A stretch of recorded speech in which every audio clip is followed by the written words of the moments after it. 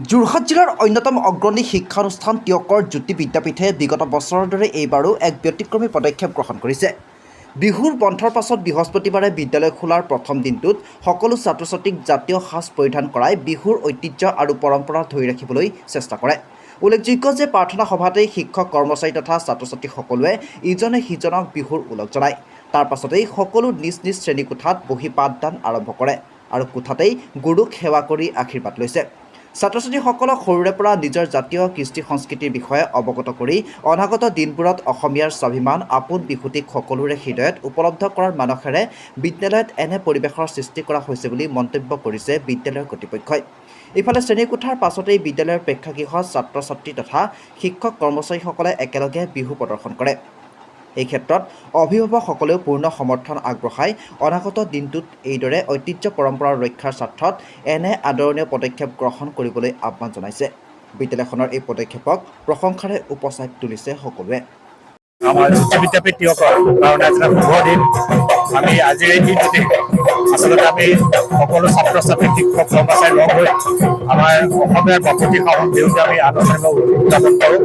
আৰু আজিৰ দিনটো ছাত্ৰ ছাত্ৰীসকলে জাতীয় সাজপাৰ পৰিধান কৰি আহে আৰু গোটেই দিনটো আমি পাঠদানৰ কিছু অংশ আমি বিদ্যালয়ত পোৱাৰ পাছত আমি আচলতে ইয়াত আনুষ্ঠানিকভাৱে অস্থায়ী বিহু বাকৰিত বিহু উদযাপন কৰোঁ।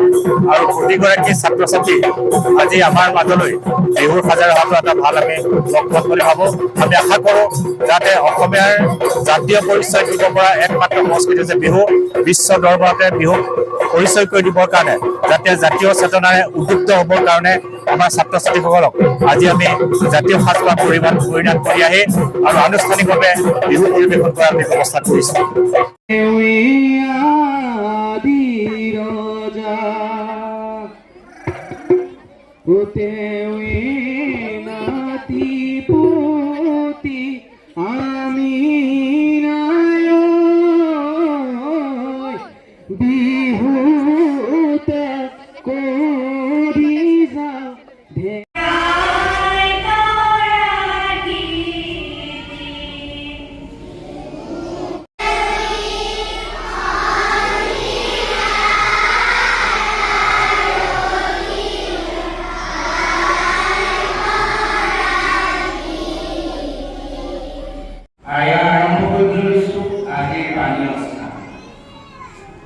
বিহু অসমীয়া সমাজৰ সমন্বয়ৰ প্ৰতীক।